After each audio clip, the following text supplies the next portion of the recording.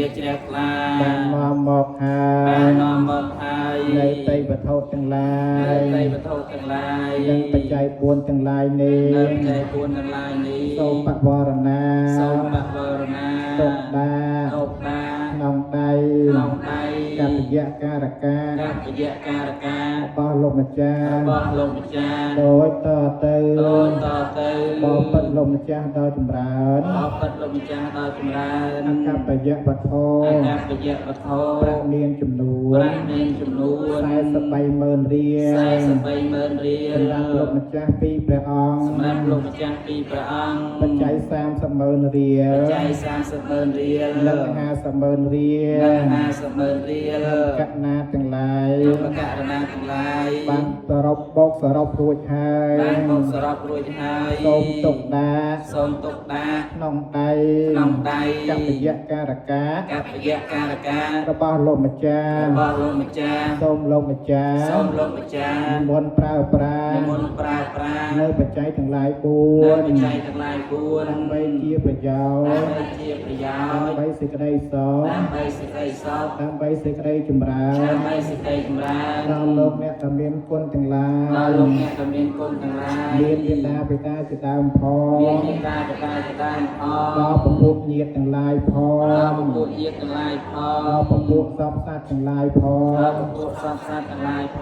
ង និងដល់យើងខ្ញុំព្រះអង្គទាំងឡាយផ និងដល់យើង ង ខ្ញុំព្រះអង្គទាំងឡាយផង សូមទានជ្រា សូម ប ទានជ្រាប ទៀនចោលនេះ អ៊ីទាំងវោទានណាំង ទីទាំងលោទានណាំ ញាតិណាំងហូនតោ ញាតិទៅណាំហៅតោ សុខិតាហូនតោ សុខតាហៅតោ ញាតិតយោ ញាតិតយោ ផលនៃទាននេះ ផលនៃទាននេះ ចូលសម្រាប់មានដល់ ចូលសម្រាប់មានដល់ ញាតិទាំងឡាយរបស់ខ្ញុំ ញាតិទាំងឡាយរបស់ខ្ញុំ សូមញាតិទាំងឡាយរបស់ខ្ញុំ សូមញាតិទាំងឡាយរបស់ខ្ញុំ ប្រេងអរអនុមោទនានៅទាននេះ ហើយអរអនុមោទនានៅទាននេះ ហើយសូមឲ្យបានដល់នៅ ហើយសូមឲ្យបានដល់នៅ សេចក្តីសុខចរ សេចក្តីសុខចោ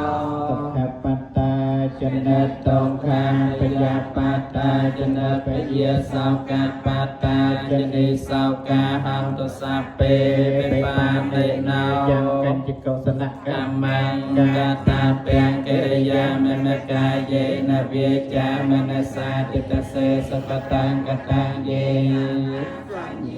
អតិយេចសាតាសញ្ញិណោកតាំបញ្ញបលាំងមៃហង្សាពេភិអគីភវន្តតេយេតាំកតាំសវិតិតាំតណាំបញ្ញបលាំងមយាយេចតាធនិជានន្តទេវាកន្ត្វានិវេតយងសាពេលោកកម្មយេសត្តាជីវន្តា